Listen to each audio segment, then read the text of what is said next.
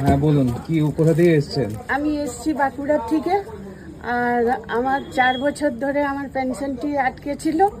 কোনো কারণে আমি পেনশন আমি পাচ্ছিলাম না। পেনশনের খাতার থেকে আমার নাম উঠে দিয়েছিল।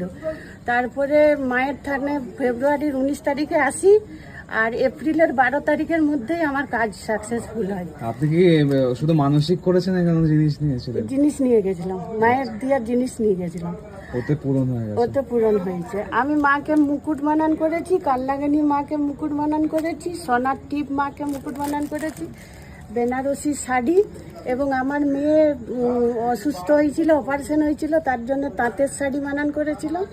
আমি সব এনেছি, কিন্তু কোন থেকে শুধু মানসিকই করেছেন? শুধু মানসিকই করেছি মাকে। ওতেই পূরণ হয়েছে? ওতেই পূরণ হয়ে গেছে। জয় মা মনসা দেবী। জয় মা মনসার জয়। আরো জন্য মা আমার পূরণ করেছে। 3টি মা আপনি এগুলি রাখুন, মাকে পড়াবেন।